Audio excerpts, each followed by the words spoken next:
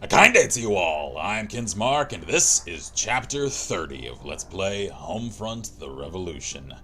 I'm charging into the climax of the game, and I am committed to finishing this in this episode.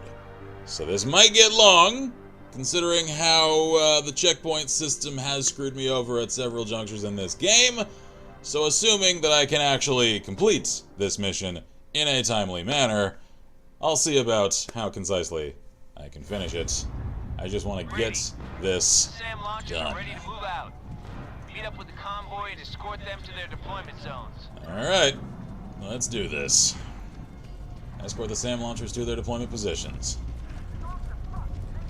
So, oh cool, alright, so SAM technicals. Could I get a vehicle of my own? Alright. Strap up. Still too quiet. I agree. Maybe they've already given up and pulling out of Philly. Yeah, right. And maybe the KPA have abolished the American debt just for the hell of it. Keep it down. We've got a job to do. Because if they are lethally gassing this place, why would they commit infantry to the ground? It just wouldn't really make sense. They pull their people out and then just cleanse away.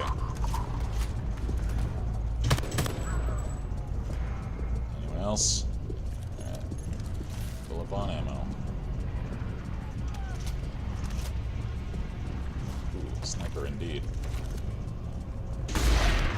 Alright. Glad I grabbed that marksman rifle.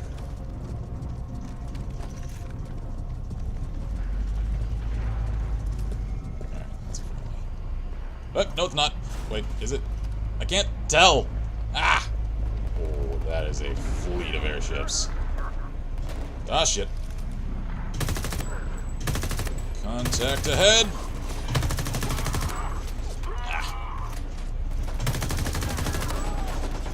I could probably have stood to have taken a rocket launcher with me.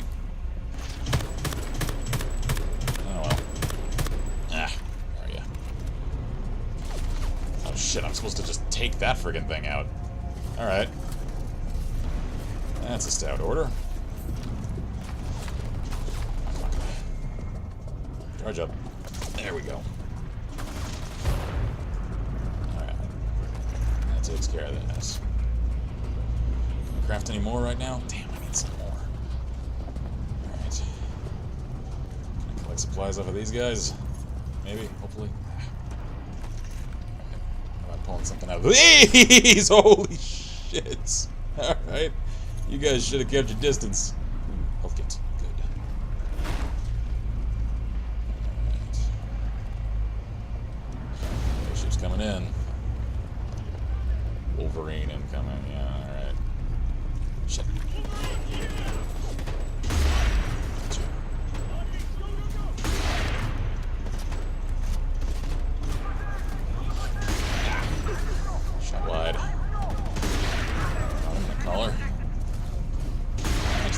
That thing with this? Whoa.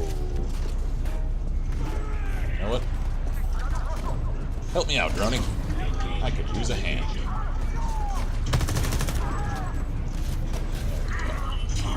Thank you, Droney. Your services. Much appreciated.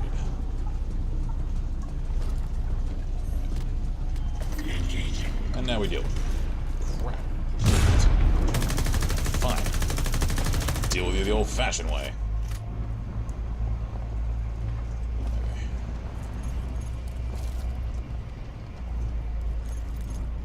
Some more crafting components, because I need explosives. You know, come to think of it, it's a little strange. I haven't actually found any conventional frag grenades, just actual grenades, this entire time. Ammo cache. Good. Yes. Okay. This location is secure. Cool. We'll take it from here. Good job, Brady. Good man. First launcher is deployed and secure. Continue with the convoy and make sure the second launcher reaches its position. The hell are you doing? The launcher's ready if we're to pull this off. Glad we're dealing with the North's airships. They always freak me out. Yeah, I can tell. Because they are creepy. Alright, can you stop giving your truck a seizure and actually go, please. Look, this guy's just like, I'm getting off. I'm getting motion sick. Dude. Dude. Could you go, please?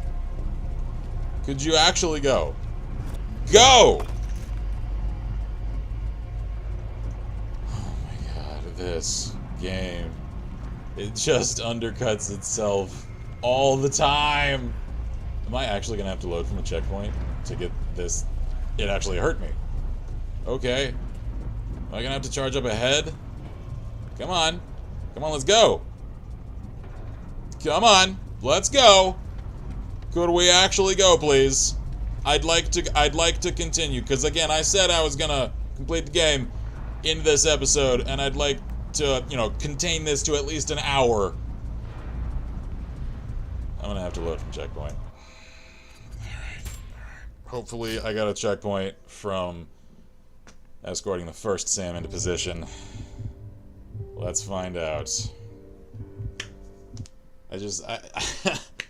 I couldn't finish this out with it. Oh god, I can't even finish my sentence without one last severe glitch. Good job, Brady.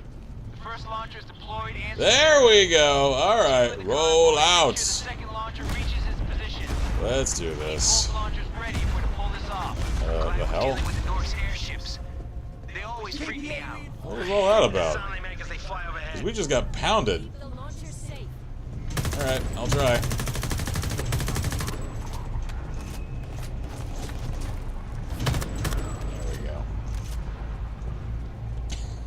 I'm still amused that I'm getting hearts and minds percentages for this section of town. Because again, the hell is that supposed to represent here? Who lives here? Whose hearts and minds am I affecting? Ooh, chopper's coming in. That's a gunship. Alright, now it's a crash gunship. That is K-Hawk down. Alright. Whoa.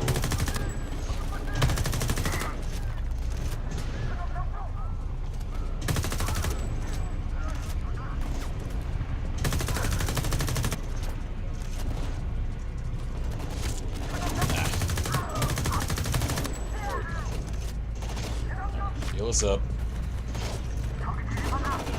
Oh, you're not friendly. My mistake. I sort of figured my allies had that flank covered. I assumed too much of them. Alright. Creepy lighting for this. I like it. Alright, position. Both launchers are in position and secure. Nice work, Brady. I'll let Parrish know he's good to go. Are we ready to start Pass firing? on over and support his advance. Brady, it's Parrish. We're assaulting Independence Hall now. We'll get to the Duster Control Tower or die trying. We can use your help. Come on, let's do it. Alright, I'm coming. So, away I go, I guess. Rockets on that gate now! I can sense hell is about to come down on us. We're in! Shit. Chopper's on me. Alright, that ain't good. Dana, watch those turrets! Knock them out!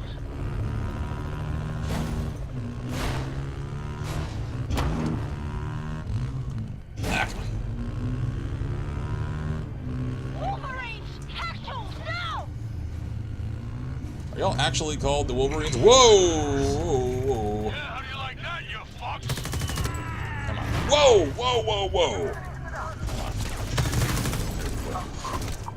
Heal up. Screw it. I'll take the rest of this on foot. Heavy's on the right! Light them up! Hold on, guys. I'm coming. Burn!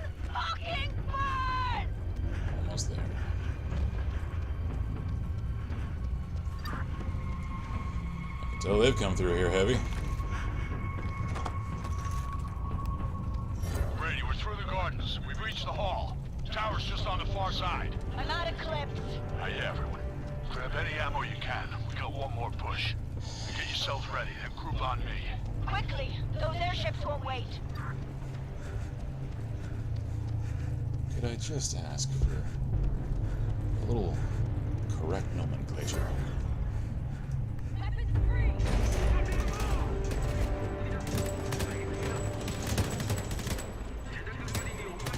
I'm running awfully slow all of a sudden.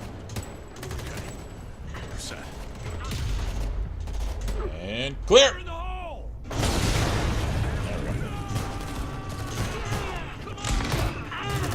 Keep moving.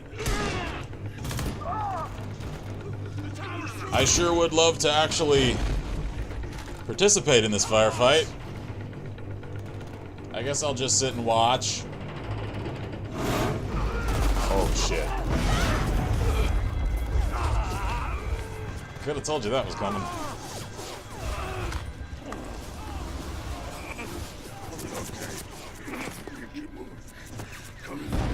Stay with me, Jack. I can't do this without you. Come on, stay with me. I gotta figure something out. David, got this. You have to breathe. Get him up there. It's done. You're like a brother to me. You saved me. We run out of time, Ethan. This feels right. I'm gonna do something good for once in my life. Make it count. The hell are you doing? Get away! Dana!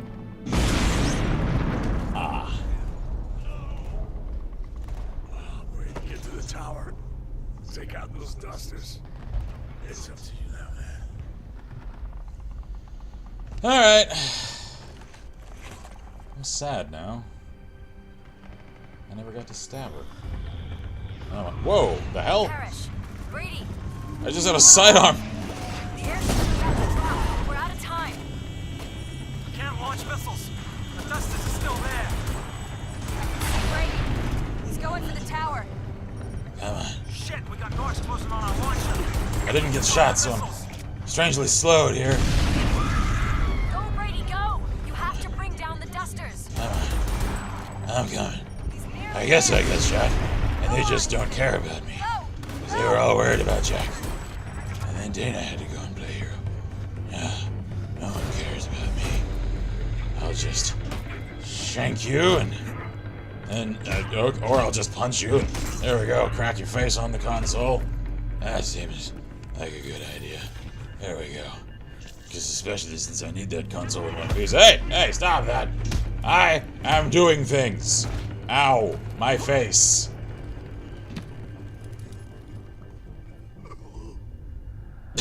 Alright then. Crawford, are you gonna save the day yet? Jack? Hey! Thanks, Jack. I appreciate it, man. Do it, Brady. Coming right up. Thanks for the cover fire. I appreciate it. Pull the lever. The Revolution. Mission completed. Dusters are falling out of the sky. The airships are wide open. Sam's our army. Elm Street firing. Following. Fight. Lombard, missiles away.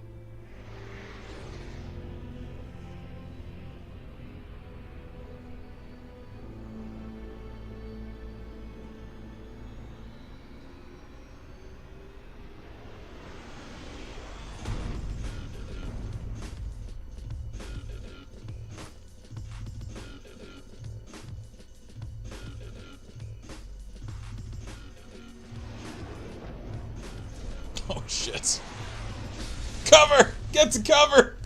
Cause frickin' planes are coming down, man! Look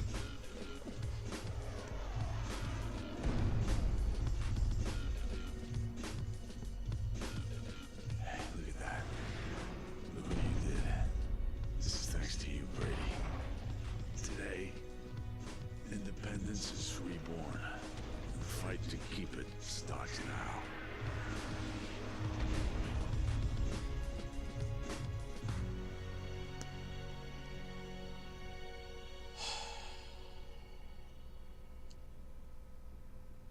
I know the writers feel like that was an important victory.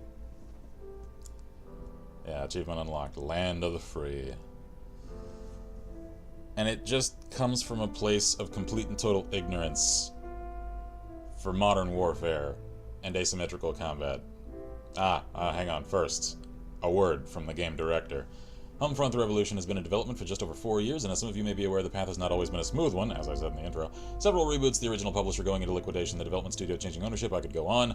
Thankfully, throughout all these difficult times, the key people have kept faith and believed in the IP at the team's ability to deliver a quality game, and I would especially like to acknowledge the Clemens okay, people without them, the studio would not exist. For the team members who have made it to the end, I salute you for your endeavor to create the game this size. Right, finally, for all of you that enjoyed playing this game, I promise you this is just the beginning. You have such high ambitions, comparable to those of the characters in this game. Because again, that is just the prelude to a coming airstrike or tactical nuclear strike. Because they've just shown, through the narrative of this very game, this isn't even me extrapolating real-world logic into it. No, this is reading into what we've seen. They've already shown a willingness to completely neutralize entire cities that show dissidence in the extreme and that they cannot control. Airships, especially those that, from what we can tell, are really there primarily for citizen reconnaissance and monitoring, that apparently also just have a contingency weapon along with them. Those are just the first wave. They're the go-to. They're not necessarily an exhaustive list of what a military as advanced as this game claims the KPA is have to deal with a threat like that. Carpet bombings, fire bombings, ICBMs, and again, tactical nukes. Those are coming here. A contained revolution like that, I mean, again, in a modern setting, it just can't work the way this seems to think it can. And I don't mean to come across as a complete and total naysayer, because again, asymmetrical warfare in the modern world can still produce results. Look no further than Ukraine. Look no further than the many modern revolutions that have taken place in South America, in Africa, in parts of Asia, in the last 50 years alone, much less the last century after the advent of armored vehicles, of automatic weapons, of airstrikes, of ICBMs, of all of these things. They aren't done like this. They aren't street-by-street combats. They aren't clearing cities through attrition. They're careful strikes. They're ambushing civic authorities and forcing them to make change, essentially at gunpoint. And all this, as cinematic and flashy as it is, it's just a prelude to a very sad ending. That this is just cutting and rolling credits prior to those events happening. You know? This is cutting at the point where it's, yeah! And 10 seconds after that moment is when the nuke goes off. So, I have a real hard time getting excited or feeling that surge of patriotism I know this game wants me to feel. Because again, I get the impression that this took inspiration, narratively, solely from media that have told these sorts of stories that were more well-researched themselves. This doesn't understand the type of stories that the stories it's imitating told. All it understands are the cinematic set pieces involved, not the context, not the cause and effect, not the reality. And so it's insulting to the intelligence of those that are aware of even a modicum of how shit like this goes down. And I know I'll cut off anyone in the comments that's just like, dude, it's just a game, you're taking it way too seriously, it's an excuse to shoot shit. No. No. No.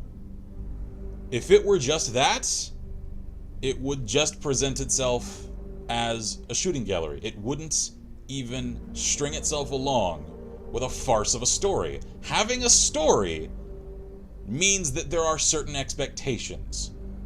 cohesion, and narrative logic are amongst them. And this doesn't have that. So I'm disappointed. Because the first few minutes of this game gave me hope. They made me think, wow, maybe Crytek, sorry, Dambuster, actually managed to figure out a way to make Homefront, of all stories, make some sense. And then they just didn't.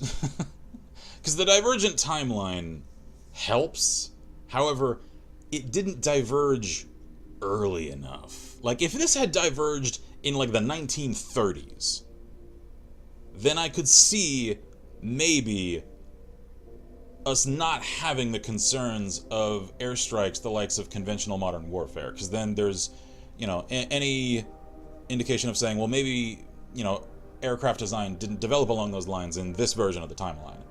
This diverged in the 1970s. That's after the World Wars, that's after the Korean War, ironically enough, that's after Vietnam. So modern aviation, and honestly the foundations of modern infantry combat, were already laid.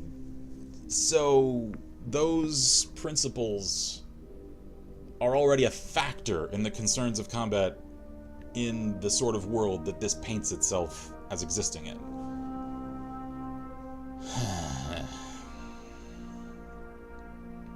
Man, these are a lot of names.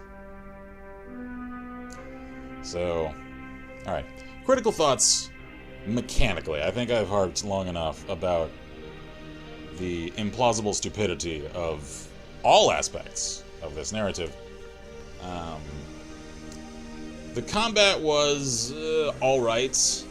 The gunplay was stiffer than the first Homefront. And I don't think I ever actually mentioned that this game is, as the intro splash so lovingly reminds us, achieved with CryEngine. And yet, I had frame rate issues with this. I chugged in several places. And honestly, the texture quality just wasn't that great. I saw a lot of grainy texture pop in, assets constantly just phased in and out of existence. I could see harsh seams in the lighting shaders that were in effect in certain parts of the environment and certain parts where they weren't. And it's strange because it came and went, because in some environments it looked really good and it looked really, really natural and cinematic and artistic even. The composition was impressive and the color grading. And then in others, it would suddenly just give a gray wash over everything.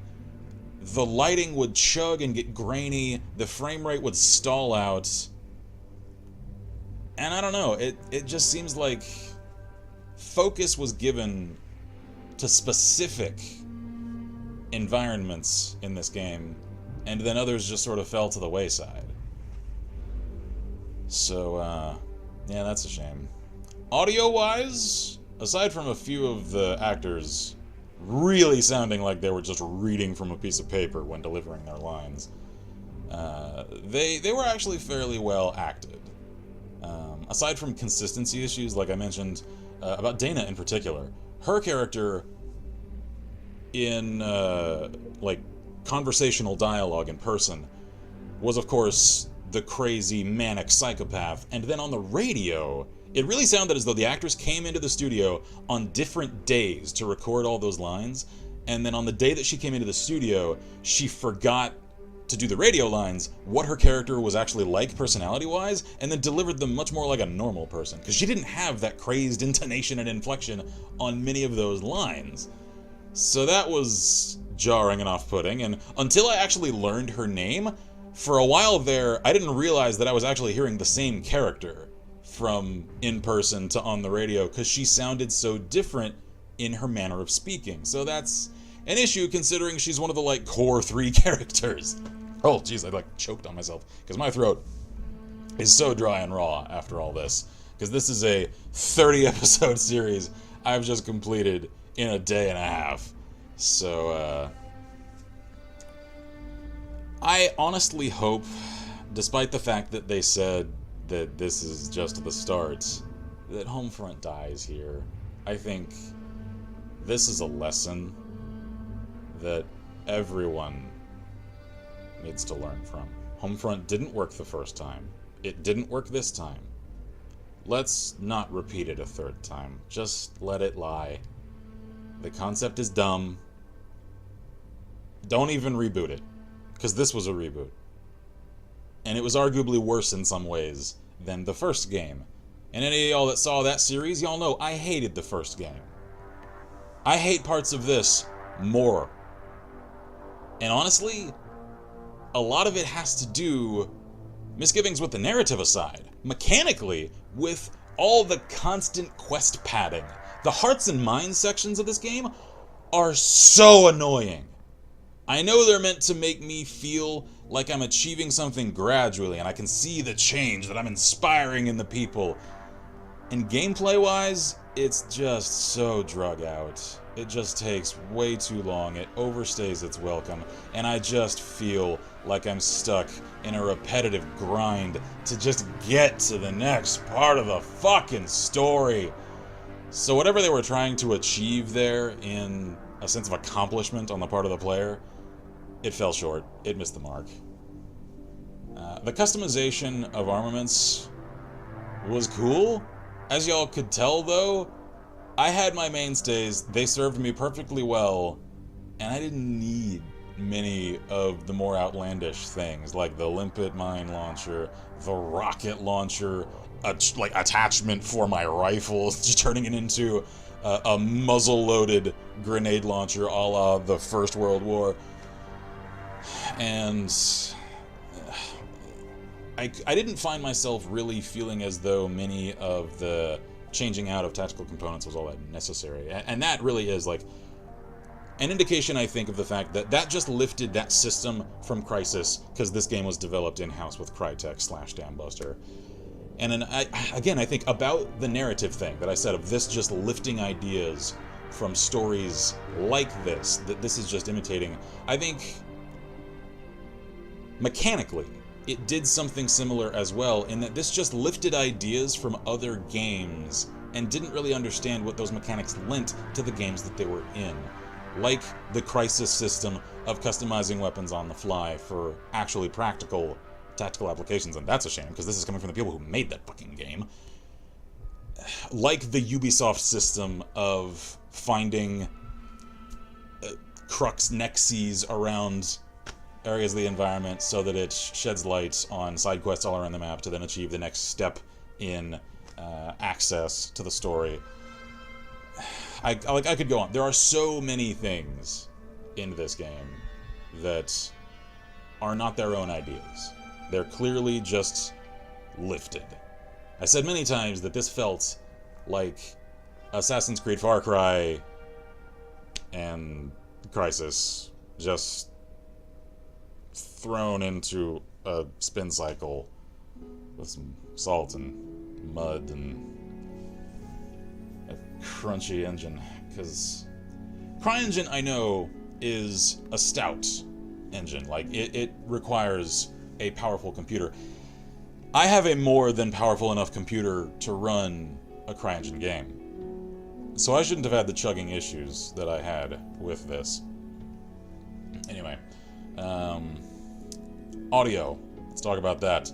Aside from the acting, the music was pretty good. Y'all could probably see me nodding along with some of the heavier tracks, and then stuff like this, like what's playing on the credits right now. While generic, still sets a certain atmosphere, and it sounds as though it's professionally composed and is at least soothing to listen to and sets an appropriate mood. So the soundtrack design, I think, was on point for this. If lacking in character to really set it apart, like this doesn't obviously have one of those striking theme songs that you're just always gonna remember, the likes of much more prominent series. And that's a shame, because I think something like that could actually help set this series aside. It's a little late now, because you're not going to introduce a series theme song 3 games in, and I hope that there isn't a third, as I said earlier. Yeah, weapon sounds were pretty good. A lot of them were nice and deep and thumpy, the way that I like, and it seemed as though there was a nice audio feedback for some of the heavier caliber weapons. In some places, though, especially with regard to weather effects, it seemed as though the audio wasn't finished, because especially during rains and storms, there was either really faint audio for the rain or none at all. That was a little off-putting. So, character concept-wise, I can't think of a single one that actually developed in any direction. Because I didn't, certainly, because my character didn't really have any spoken lines whatsoever, a silent protagonist. Jack was just the affable, just good old veteran soldier that always had fighting the good fight on his mind. Dana was just the crazy psychopath, all the way through, didn't really clean herself up, and then went out just like one. Crawford, I called his turncoat self coming, and he didn't actually have a comeuppance moment. I figured he would at least do something to help there at the climax after I spared him, and that I'd at least get a slight derivation on the ending. Nah, apparently not. Apparently that's really just I can either satisfy myself upon stabbing him through the chin, or leave him to, I guess, probably get killed at the hands of the mob. Because as he said, they're dragging clabs out into the street and executing him. So, I mean, I left him to that fate. I am sort of sad I didn't get to cross him off of my 2-stab list, because I didn't get to cross him off. I didn't get to cross that other guy whose name I don't remember off. I didn't get to cross Dana off. Man, I didn't get to cross anybody off of my 2-stab list. That's sad. And man, these credits are taking a while. I am curious to see, though, if there's anything at the end of them, which is why I'm not skipping them. So, comments, I'm curious. I know a lot of you are probably happy to see this series end, for the sake of my sanity, as much as not having to hear me complain about it anymore. Because I know I have harped on and on and on and on and on about this game. It's just that I had hoped they'd fixed Homefront after that first episode. Like, if this had started like it ended, I'd have really just kind of ran with it a lot more. The fact that the cutscene that this game started with, or the series of them, because man, it took a while to actually get started playing it, actually set the line real high for it and made me think that they had fixed it. I was suddenly just that much more disappointed when it really hit me and set in that, nah, this is still a Homefront game. Music, are you okay? Alright. Cue the dubstep. I can jam it. So, man, hold on. Pardon me. Apologies. I needed that drink. Because my throat is raw as hell. Oh, man. Oh, man. I wish I had, like, a camera that I could convey physical sensations through. Because my throat is really, really warm. Like, hot to the touch. God, I am not going to have a voice tomorrow. One other thing that I'm critical of regarding parts of the narrative is the fact that they acknowledged it, at least, and made it seem as though it's an intentional thing that the KPA do in the lore of this story. Still, though, they're a very faceless enemy.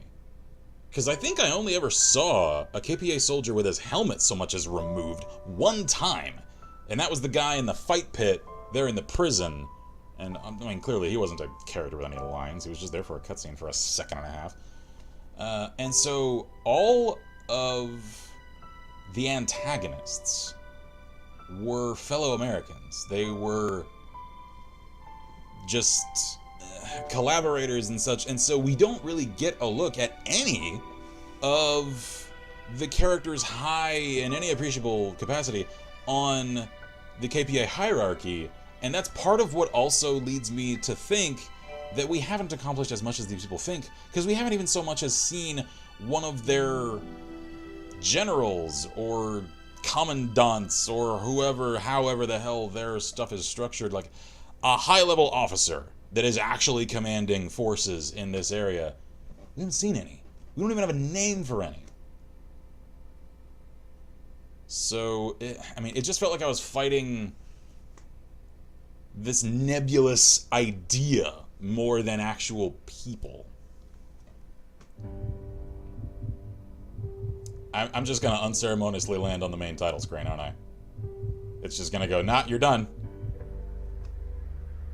Yep! Alright! Oh. So that's it. I am curious real quick, though. Let's see. What are in the extras? Oh! Oh, cool! I could go and play Time Splitters, too. Alright. There's the credits. And what is Resistance Mode? Play online co-op mission scenarios. Alright. Wait. Does this not have competitive multiplayer? Because that was the strongest aspect of the first game. The fact that it could compete with actually good competitive FPS games. Like, it was decent for its time in that way. And then GameSpy went down and died and never recovered. This just has co-op? Oh my god, it's selling itself so short. Because again, the mechanics here aren't awful, and they aren't particularly outstanding. I'd honestly say that the first Homefront's controls and interface and all that were stronger and more intuitive and much more user-friendly than this game's are. Still, though, one could just play as the randomly generated resistance fighters against KPA forces, and character models are already in the game for that, as are arena areas, so why couldn't they have at least done that? That could have lent this game at least some amount of longevity and value. Ugh. A lot of missed potential here. So much missed potential. Because again, the idea could have worked, I think, if one changed out the antagonists from North Koreans to China, or even just go full-on, old school Cold War paranoia and go with Russia or something, an actual plausible foe that could organize and could mount this amount of a coordinated invasion attempt and have that much organization and that much hardware and an armed force of enough capability to pull off something like this.